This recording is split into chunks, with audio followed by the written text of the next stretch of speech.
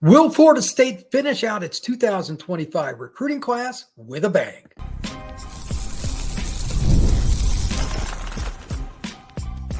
You are Locked On Seminoles, your daily podcast on the Florida State Seminoles. Part of the Locked On Podcast Network, your team every day.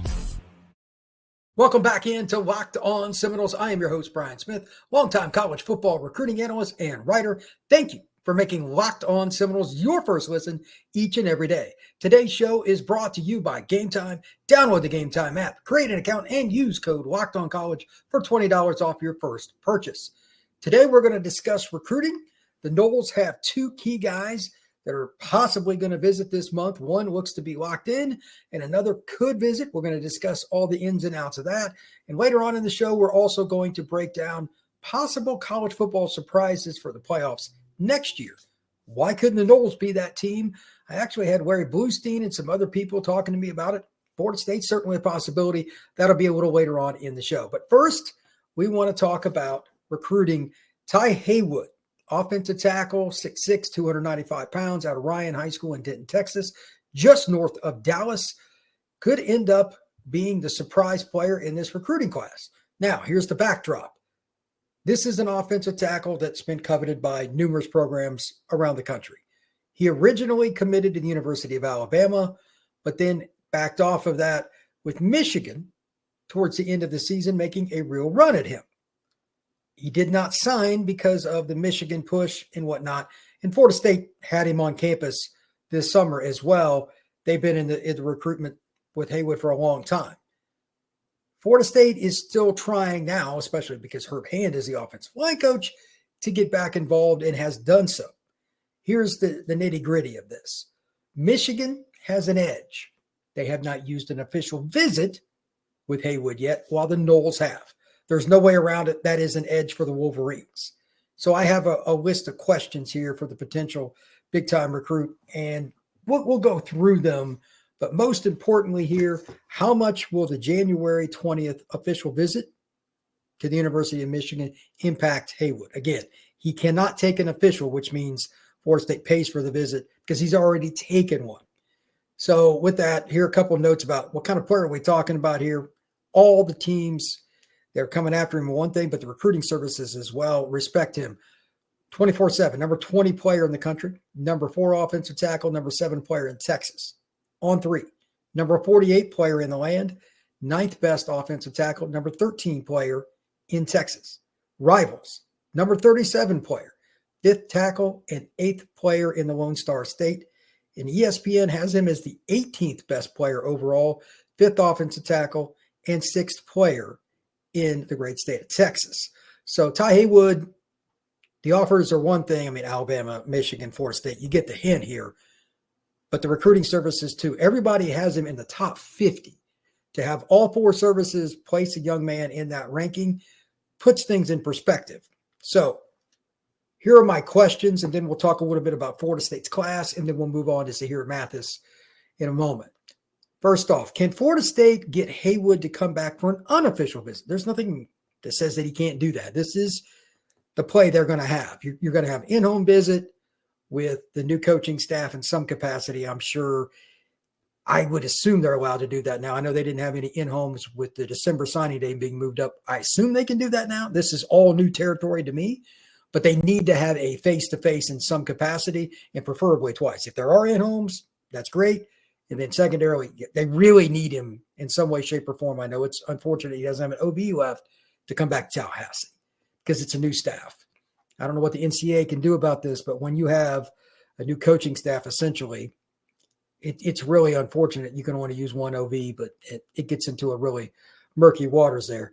But if they do get him back to Tallahassee, Haywood obviously becomes a much more viable option for the Florida State Seminoles. Number 2, new O-line coach. Now, I've been around Herb a few times. Great guy. He can get along with anybody. He's a well-traveled coach. He's recruited the state of Texas for a long time. He coached at the University of Texas. That should help him. But you just never know. How will his connection be with Ty Haywood? Hard to say. they're getting involved with him. So it's at least been good so far because he's got to be one of, if not the lead recruiter now, because that's your position coach and it's nitty gritty time here. Need to make a decision. The first Wednesday in February, Ty will make his signed letter of intent known or whatever it is now. There's a different name for it, but he's going to sign with Michigan, Florida State, whoever it is. We're down to the nitty gritty. Got to have not just a good, but a great relationship with the team that's charging in, especially without an OB, and that's Herb Hand. Number 3, how does the overall offensive staff and maybe some of the defensive staff that are new guys for Florida State, how well did they come into the recruitment and help the Noles get Haywood? Relationships, relationships, relationships. I bring that up quite frequently here on Locked On Seminoles and every other channel here on the Locked On Network where I visit and they have me talk about recruiting. I bring up that same thing. Relationships, relationships, relationships.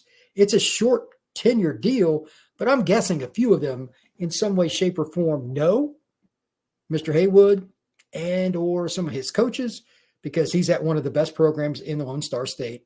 Ryan High School, just north of Dallas, is a perennial talent-producing school. They're always competitive. So I'm guessing there's some relationships there already. One of those individuals, at minimum for the Noles, needs to also be very impactful in this recruitment if they're going to sign him. Next, Texas Tech is the other wild card in this. So let me give you a little backdrop here. The Red Raiders are one of the best in the portal right now, and it's because of NIL. At the end of the day, we can call it whatever we want, but Texas Tech is an oil school. It's in the panhandle of Texas, middle of nowhere, but it's one of the most rich oil areas in the world, and they got some money to throw around. So I have some subsequent questions off this. They've been heavy in the portal, and they've done okay in high school recruiting of years, but they really don't get the kids like from Denton Ryan. They don't get the kids from Dallas South Oak Cliff. They don't get the kids from Duncanville and Lancaster that are the top of the board guys. They go to 4 or 5 schools most of the time. Bama, Oklahoma, Texas, Texas A&M, and LSU. Those programs dominate there. Occasionally Michigan or Notre Dame or Florida or something will get somebody, but Texas Tech doesn't.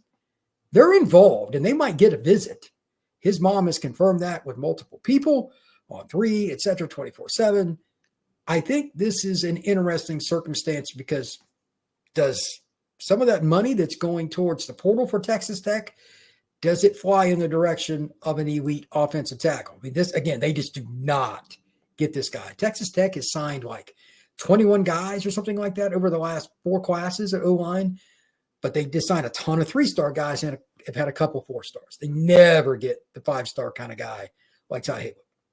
I'll be curious to see if they go down that path. They could make him an offer he couldn't refuse. Who knows? And he'd only be like 4.5 hours from home. So that's something else to think about. Finally here, what would signing Haywood mean for Florida State, Norvell, Coach Hand, Coach Malzahn, et cetera? And I think it's several points. Number 1, it shows that your NIL commitment is true. Number 2, you built relationship really quick. In recruiting, that's hard. Very, very hard. Doesn't mean it can't happen. And it's also why I brought up a couple questions ago. How does the other members of the staff, how do they do in helping Coach Hand, et cetera, get this young man to end up playing his football in Tallahassee? Don't know. But if you get him, that's a sign that some things went well. And then finally, it would just flat out say, hey, Florida State high school O-line recruiting is finally truly trending in the right direction. Because do not forget that Noles also signed one of the best offensive tackles in the country already in this class. That's important. So if you could get 2, it would be good. Mario Nash Jr. is the other young man from Mississippi. I've seen him live. There's no doubt in my mind he can play left tackle. I would rather have Haywood play right if I could. He's got real long arms and everything, but he's a powerful young man, and I think he could be a dominant right tackle. Maybe play left, but the way he's built, the way he's mentally going to attack his opponents just watch film, I think it would be best for him to play right tackle if all things were perfect. Having Nash at left, having Haywood at right, that would be big-time opportunity for Florida State football. So we're going to talk a little bit about some of the guys they have in this class, how Haywood would fit in. That is next on Locked On Seminoles. Have you downloaded the Gametime app yet? Gametime allows you to get the opportunities to go to all kinds of different events, football games like the NFL playoffs are coming up, college football playoffs are going on, NBA, golf, NASCAR, Monster Jam's coming up pretty soon in Orlando. Anything you could imagine like that is available. And you could also go to a concert, take your wife to the movies, whatever you want to do. The Gametime app allows you to do it. Gametime has a new feature called Gametime Picks that makes it a lot easier. It's something that I use when I'm on the Gametime app. Once you're in a venue or picking from a team or whatever, you click on Gametime Picks. It's right at the top of the app, and it will get rid of some of the fluff and show you the true best opportunities for ticket prices for that event. It's really easy, and quite honestly, I like saving time, and I'm guessing that you do as well. Take the guesswork out of buying tickets with Gametime. Download the Gametime app, create an account, and use code LOCKEDONCollege for $20 off your first purchase. Terms apply. Again, create an account and use code LOCKEDONCollege for $20 off. Download Gametime today. Last minute tickets, lowest price guaranteed. Florida State's 2025 class has already exceeded expectations. And we're going to talk about Zahir Mathis here in just a second. But I wanted to give a quick backdrop on why Florida State's already to where they are now. And again, as I said on signing day and shortly thereafter, again, kudos to everybody involved. Back office staff, the head coach, down to the coordinator, everything that went on, especially with all the coaching transition, they far, far exceeded expectations by me. And I don't think I've talked to anybody in the recruiting industry. It didn't matter if it was Rivals, On3, 24/7, ESPN. Everybody's had some pretty darn good things to say how the Noles finished. So I just wanted to give a shout out to some of the guys that are already in the class. We're going to talk about Zahir Mathis and how he would impact the Noles and why he's also a really important recruit, just as much as Ty Haywood is. So I'm going to share my screen here, and we're kind of going to go over some of the key guys just to give you an idea of some of the rankings, and I'll read off some of the numbers for those of you that are on Apple, Spotify, and anywhere else you download and listen to your podcast. All right, here we go. Florida State, my favorite player in the class is debatable, but if I had to just pick one, it's probably the one at the top of the board here. And I'm using On3's class for Florida State. I just picked them. There's no particular reason. But they got Kevin Wynn, Greene County, Greensboro, Georgia. He is the exception of all rules, a guy that's over 320 pounds, that plays hard on every snap, that is not only a bull in a china shop, but a guy that will chase down a screen, a running back on a sweep, whatever. He's just tremendous athlete and tremendous effort. And he's a 1A kid. Usually the kids that play at that level, especially the big guys, because they just maul people, they don't have the kind of effort Kevin does. This is a really good player, and he could come in and play early. Osman Kroma, he's one of the most unique running backs in the country. Another kid from Georgia. Leesburg, played at Lee County, one of the best programs in the state of Georgia and Dixie. That kid is an all-around player, great feet, but maybe even better hands. Like for his size, he's just over 200 pounds. Kroma is a guy that's going to level you occasionally, but he'll dance around you, and then they'll throw a screen to him. Even if it's off, he'll catch it. He can catch a corner out like a receiver. Really good player, and I know Florida State doesn't have a depth issue at running back, but he could be a guy that plays pretty early. It's just going to be hard to keep him off the field. But Jesse Harold, athletic guy out of Tampa, plays at Gaither. Florida State needs edge rushers. There's no way around. They need edge rushers. Harold's a guy that is a top 200 recruit by On3. He's 156th in the country by them. Number 22 player in the state of Florida and 20th pass rusher. This is the kind of guy that Florida State used to get, the 6'3 to 6'5 guy on the edge. It was a little raw. Coach him up, and they ended up being all conference, if not all American. He has the same kind of frame coming out of high school that arguably my favorite all-time Florida State player had, and that's Peter Boulware. Peter was give or take 215, 220 coming out of high school. Harold is just a tad bit bigger, but the same kind of frame, really, really athletic. Tywan Lee, 6'5 and a half, 260. He could be that guy that ends up playing strong side end or weak side end in the three-man line. He's ranked number 251 in the country. He's out of Pace High School on the edge of Pensacola. He could have went to Ole Miss. He could have went to numerous other SEC programs or stayed at another school inside the Sunshine State, but he picked Florida State. Big get. They got Javon Boggs to flip. That's a kid they took away from UCF. He had offers across the country, one of the best pass catchers in the history, literally the history of the state of Florida. He's got all kinds of records. Really good player. He's another kid in the top 300 in the country. Mario Nash, I just talked about a minute ago, way underrated. I think he's a top 200 recruit. Surprised he wasn't ranked higher, but he plays at a school in Mississippi. They don't get a ton of attention. He can really play. Gregory Thomas, the safety out of American Heritage down in Plantation, Florida. That's a guy that is rated as a safety by On3. I don't think he's going to play there, and nor does, for what I'm told, Florida State. They think he's going to play corner. And to be honest with you, after seeing him at the OT7 finals, I have no doubt that he can. I was surprised, again, kind of like with Nash, that he wasn't ranked a little higher. On3's got him at 343. Take it for what it's worth. But I've seen him turn and run for a guy that's over 6'1". I'd say 6'1.5". They got him listed at 6'2". You're on On3. He can go. You need bigger corners in today's world because all these bunch formations, the screen game, how teams try to get to the perimeter to run the football. Thomas fits the absolute perfect profile, what you're looking for in a corner. He's a good dude, too. Really good guy. Maybe the most unique recruit. This is a great deal, especially with the new ruling that's coming around with the JUCO kids. Tylen Coleman. I'm curious to see what ends up happening with him. He's another defensive lineman that's being added to the mix. 6'4", 280. Does he play strong side end? Could he play nose guard or one tech in the situation where it's an obvious passing down? But he's one of the top JUCO kids coming into Florida State. You need guys like this if you're going to run a three-man line, and I'm going to talk quite a bit about Florida State's defensive line for next year anyway. He's another really talented big body guy that's proven. He's been at the college ranks. JUCO, 10th player overall by On3, number 4 defensive lineman. That's a pretty good sign. Anyway, they've got so many players in this class that have a chance to compete and fit the system. I'm really excited about Florida State's class, and it would be great if Florida State could obviously add to it. Haywood's one, but the other guy is the one I'm going to talk about now, and that's Zahir Mathis. This is a young man that is going to visit coming up here in a few days, Florida State officially. Originally committed to Ohio State very, very early in the process. Plays at Emotep Charter in Philadelphia. Florida State's recruiting throughout the process. But he's 6'5", 6'6". I saw him at the Under Armour Combine. If you're on the YouTube page, you saw the picture on there for the thumbnail is a picture of Zahir.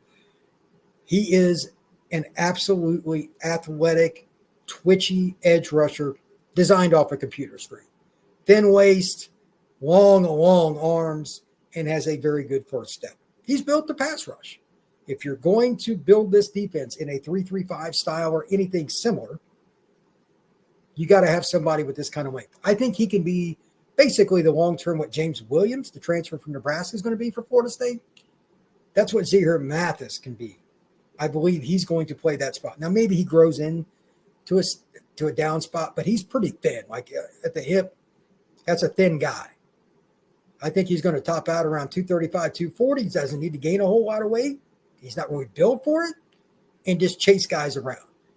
He'll have to learn to drop into coverage occasionally or whatever, but not that much. If he comes to Florida State, he would fit the profile for what Pot Roast, Coach White, and all those guys want to do to a T. He also has a couple other visits coming up. He's got UCLA, who's kind of new to the recruitment. And then, ironically, like with Haywood, Michigan. Haywood, right now, if I had to guess, Michigan's the best bet. We'll see how that goes. He's also going to visit, we're talking about Mathis now, going to visit Michigan as well, and that one's the 25th. UCLA's the 18th. I'll be surprised if he ends up at UCLA. You never know, but I doubt that's where we're going to see Mathis end up. Michigan's got a lot of NIL. Obviously, it's a program with more success than UCLA by a mile. So let's see how that goes. But Florida State gets the first crack. Who knows? Maybe the Noles are able to knock it out and get a commitment this weekend. It's not out of the question. Kind of like with several of the players that Florida State has had on campus recently for the portal, my number one question is the same. How much are they willing to use NIL and like the type of package that he wants? Can they find that common ground? This is a business now. Sometimes kids want a little more upfront money, or they could want it a little more backloaded based on incentive. There's a million ways this stuff goes. Negotiations aren't that much different than they would be with a rookie in the NFL when he's going to a second contract and it's more free agent like this, kind of what this is. I'm curious to see what it will bring because Michigan needs pass rushers. They're losing some key defensive linemen. UCLA needs all kinds of things. And Florida State's trying to build their defense as well. When we come back, we're going to switch gears a little bit. Could Florida State be the surprise team in the 2025 college football season going into the 26 playoffs? It is possible. I'm going to explain next here on Locked On Seminoles. From big upsets to game-winning drives, the NFL playoffs are better with FanDuel. Right now, new customers can bet $5 and get $200 in bonus bets guaranteed. That's $200 in bonus bets, win or lose. The FanDuel app gives you everything you need to bet live, same-game parlays, and so much more. The website, it's easy to use. You can find whatever you want to do there. Make sure you check out FanDuel. Just visit FanDuel.com to join today and get started with $200 in bonus bets. That's FanDuel.com. Make the playoffs unforgettable with FanDuel, an official sports bet partner of the NFL. Could Florida State be next year's shock team, if you will, for the college football playoff? Why not? I was on the radio show last night in South Florida with Larry Bluestein. I'm sure many of you are familiar with him. Blues covered football since 1970. He knows the sport well. And we're just talking about teams next year. And we were both like, look, Indiana, not exactly the team that you would think would make the playoff. And even though in 2023, SMU had a pretty darn good year, did you really think they were going to make a run and possibly make the playoff? I know I didn't. Arizona State, didn't see that coming. BYU was pretty close. Iowa State was pretty close. There's all kinds of teams that could be 6-win teams one year and move up. Why not Florida State? I'm going to give my pitch on it, why it could be. And Blue is one of the, like probably the last guy to kind of put me over the top on this, because as most of you know, I'm not exactly the easiest guy to convince of something. I need to see it first, but we're talking about projection here. And just looking at the numbers and the type of players they have to run the new defense, I want to start with that.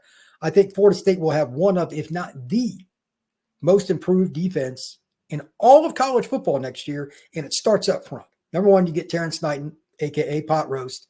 Coach White, that defensive front's not going to be much fun to deal with, and here's why. If you're going to run a three-man line, it all begins at nose guard, the big man in the middle. Florida State has a plethora of players that fit the scheme, and it's rare to have this because they were a four-man line. If you're switching to a three, at least part-time, they'll probably be a little bit of a combo defense, but most of the time I expect a three-man line.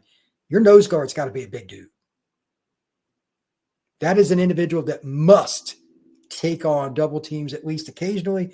And quite honestly, if you're going to play a lot of three-man in a game, it could be over half the time. But here are just some of the guys that could play the nose guard spot based on the build these young men have. Number one, and I know that people forget about this, do not forget Darrell Jackson is back next year. Pulled his name out of the NFL draft hat and is returning to Tallahassee. New coaching staff, new system. I expect Darrell to show a lot more effort next year, and the talent is obvious. He's 6'6", give or take 330, can change directions. That's a good football player when he wants to be. Let's see what he can do. KJ Sampson, the redshirt freshman from this past season, 6'3", 305. That's a young man with an incredible amount of ability. He was a highly coveted kid out of high school in North Carolina. Florida State is fortunate to have him on the roster. Speaking of that state, Denace White, a kid they just brought in this year, redshirted 6'4", 335. They also have Daniel Lyons, who I think can play strong side in, and I think that's where he'll play, but can also play nose guard as well. He was pretty effective this year. South Florida kid, 6'4", 295. That's just the beginning of it. They've got a couple of guys from recruiting, JUCO kid, plus they got the big fella coming out of Greensboro, Georgia. Like, Florida State is about as good. This is so ironic. about as good for their roster to fit that role of the nose guard as any team in the country. It's bizarre because they were a 4-man line. They've got the guys, though. That is going to be key. Number 2 with this, do not forget Jason Jenkins, 6'6", 280. He could play some nose guard. Kid from Tennessee. Deontay McCray, 6'4", 283. Like, they have 2 more guys that could at least play it, especially in pass rushing situations. I expect both to play a combo. They'll move guys around. That's what spring ball will figure out who's going to play where. But pass rushing, they could do that. And then you also have a scenario where you can't forget about, you got those big guys and you're double teaming and really keying on them. A guy that's coming in like James Williams, the kid from Nebraska, will get more one-on-ones. Just want to bring that up. Florida State's defensive front, and I'll go into this more as we get closer to spring ball, is going to be really talented. It has the right fit. It's got proven coaches, and it's got guys that are going to try to get the NFL draft after next season. So there's motivation. This could be the most improved defense in the country, and it starts up front for the Noles. Now, I also think just overall, this is the second most important point. You can take this however you like. But Florida State had too many guys on the roster in 2024 that had too much me, whether it was NIL, whether it was not getting along with the coach, whether they didn't think they were being coached well, whatever. I'm not getting into the specifics because I'm not guessing. But I know what a loaf is, and I got sick and tired of seeing it on both sides of the ball. I think that having several new guys come in from the portal, the recruiting ranks, junior college ranks, that will help Florida State immensely. And that's just number one thing here. Attitude. Indiana's attitude completely changed. They went from a team that stunk. New head coach, new staff, brought in a bunch of guys from the old school he came from. And all of a sudden, looky there. They're a team that went 11-1. Florida State has a difficult schedule to a certain degree, but it's not overwhelming. They don't play Notre Dame next year. That kind of helps. They don't have to worry about playing certain teams that, quite honestly, are elite in the Big, like they're not in the Big Ten. It's a little easier in the ACC. They could find a way to make it. Also, the quarterback situation. I lost track of how many times I talked about Florida State's quarterback this past season. For good reason. It was awful. But now we get to change that tune because Gus Malzahn's offense fits Thomas Castellanos to a T. He should have a huge year running and throwing. He was much better in terms of accuracy this past season at Boston College. He'll be able to more control passing, I think, moving forward. Won't put the ball in harm's way as much. And he's still a dynamic runner. He's like a tailback. Freaky athlete. Coming out of high school, some schools even recruited Thomas Castellanos as a running back. So do not forget that. Maybe the one that's a little bit underappreciated for why the Noles could make a run for the playoff next year, the secondary.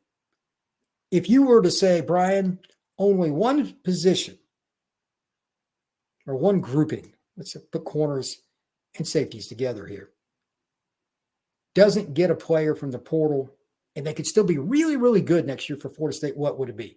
It would have been a nanosecond. I'd have said the secondary.